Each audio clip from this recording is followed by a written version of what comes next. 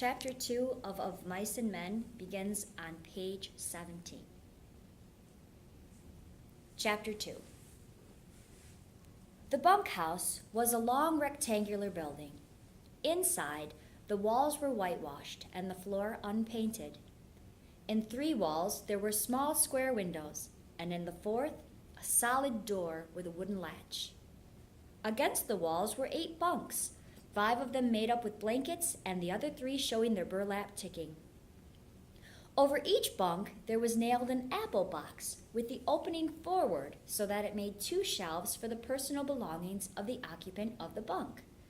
And these shelves were loaded with little articles, soap and talcum powder, razors, and those Western magazines ranchmen loved to read and scoff at, but secretly believe. And there were medicines on the shelves, and little vials, combs, and from nails on the box sides, a few neckties.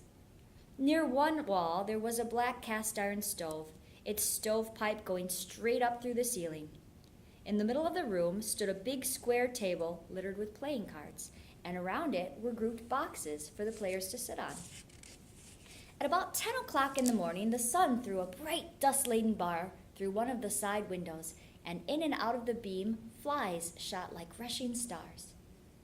The wooden latch raised, the door opened, and a tall, stoop-shouldered old man came in.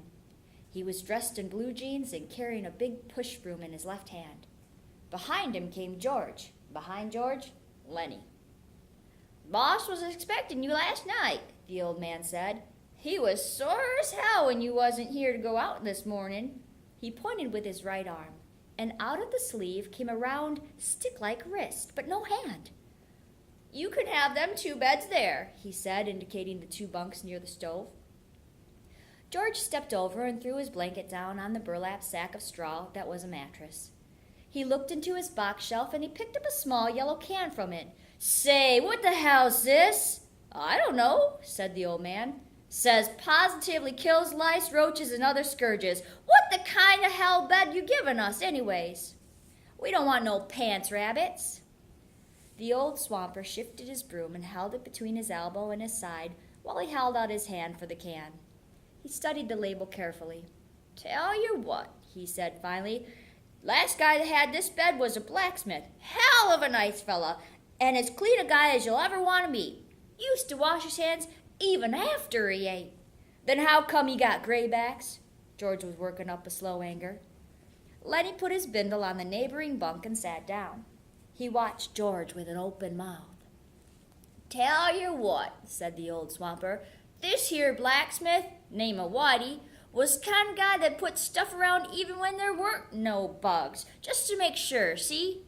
Tell you what he used to do. At meals, he'd peel his boiled potatoes and he'd take out every little spot, no matter what kind, before he'd eat it. And if there's a red splotch on an egg, he'd scrape it off. Finally quit about the food. That's the kind of guy he was. Clean. Used to dress up on Sundays even when he wasn't going no place. Put on a necktie even and set in the bunkhouse." "I ain't so sure," said George skeptically. "What'd you say you quit for?" The old man put the yellow can in his pocket and he rubbed his bristly white whiskers with his knuckles. "Why, he just quit, the way any guy will. Says it was the food, just wanted to move. Didn't give no other reason but the food. Just says, 'Give me my time one night,' the way any guy would." George lifted his tick and looked underneath it. He leaned over and inspected the sacking closely. Immediately, Lenny got up and did the same thing with his bed. Finally, George seemed satisfied. He unrolled his spindle and put things on the shelf. His razor and bar of soap, his comb and little bottle of pills, his liniment and leather wristband. And then he made up his bed neatly with the blankets. The old man said, "I guess the boss will be in here any minute. He was sure burned when you wasn't here this morning. Come right in when we was eating breakfast and said, 'Where the hell's them new men?' And he give the stable buck hell, too." George patted a wrinkle out of his bed and sat down. "Give the stable buck hell?" he asked. "Sure. You see, the stable buck's a guy." "Guy, huh?" "Yeah, nice fella, too. Got crooked back where a horse kicked him. Boss gives him hell when he's mad, but this stable buck don't give a damn about that. He reads like got books in his room." "What kind of guy is the boss?" George asked. "Well, he's a pretty nice fella. Gets pretty mad sometimes, but he's pretty nice. Tell you what, know what he done Christmas? Bring a gallon of whiskey right in here and says, 'Drink hearty, boys. Christmas comes but once a year.' The hell he did. Whole gallon? Yes, sir Jesus, we had fun. Let the guy come right in. Little Skinner named Smitty took after him. Done pretty good, too. Guys wouldn't let him use his feet, so the guy got him. If he could have used his feet, Smitty says he would have killed him. The guy said on the count the guy's got a crooked back, Smitty can't use his feet." He paused in relish of the memory. "After that, the guys went into Soledad and raised hell. I didn't go in there. I ain't got the poop no more." Lenny was just finishing making his bed. The wooden latch raised again and the door opened. A little stocky man stood in the open doorway. He wore blue jeans and trousers, a flannel shirt, a black unbuttoned vest, and a black coat. His thumbs were stuck in his belt on each side of a square steel buckle. On his head was a soiled brown Stetson hat, and he wore high-heeled boots and spurs to prove he wasn't a laboring man. The old swamper looked at him quickly, and then he shuffled out the door, rubbing his whiskers with his knuckles as he went. "Them guys just come," he said as he shuffled past the boss and out the door. The boss stepped into the room with the short, quick steps of a fat-legged man. "I wrote Murray and Reddy I wanted 2 men this morning. You got your work slips?" George reached into his pocket and produced the slips and handed them to the boss. "It wasn't Murray and Reddy's fault. It says right here on the slip, you would be here to work this morning." George looked down at his feet. "Bus driver give us a bum steer," he said. "We had walked 10 miles. Says we was here when we wasn't. We couldn't get no rides in the morning." The boss squinted his eyes. "Well, I had to send out the grain teams short 2 buckers. Won't do any good now to go out till after dinner." He pulled his time book out of his pocket, and he opened it where a pencil was stuck between the leaves. George scowled meaningfully at Lenny, and Lenny nodded to show that he understood. Boss licked his pencil. "What's your name?" "George Milton. What's yours?" George says, "His name's Lenny Small." The names were entered in the book. "Let's see, this is the 20th, noon the 20th. He closed the book. "Where you boys been working?" "Up round Weed," said George. "You too?" to Lenny. "Yeah, him too," said George. The boss pointed a playful finger at Lenny. "He ain't much of a talker, is he?"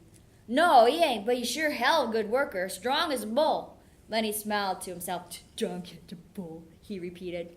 George scowled at him, and Lenny dropped his head in shame at having forgotten. The boss said suddenly, "Listen, Small." Lenny raised his head. "What can you do?" In a panic, Lenny looked at George for help. "He can do anything you tell him," said George. "He's a good skinner. He can wrestle grain bags, drive a cultivator. He can do anything. Just give him a try." The boss turned on George. "Then why the hell don't you let him answer? What are you trying to put over?" George broke in loudly. "Oh, I ain't saying he's bright. He ain't. But I say he's a goddamn good worker. He can put up 400-pound bail." The boss deliberately put a little book in his pocket. He hooked his thumbs in his belt, and he squinted one eye nearly closed. "Say, what you sellin'?" "Huh?" "I said, what stake you got in this guy? You taking his pay from him?" "No, of course I ain't. Why you think I'm selling him out?" "Well, I never seen one guy take so much trouble for another guy." "I'd just like to know what your interest is." George said, "He's my cousin. I told his old lady I'd take care of him. Got kicked in the head by a horse when he was a kid. He's all right, just ain't bright. But he can do anything you tell him." The boss turned half away. "Well, God knows he don't need to have no brains to buck barley bags. But don't you try to put nothing over, Milton. I got my eye on you. Why'd you quit in Weed?" "Job was done," said George promptly. "What kind of job?" We was digging a cesspool."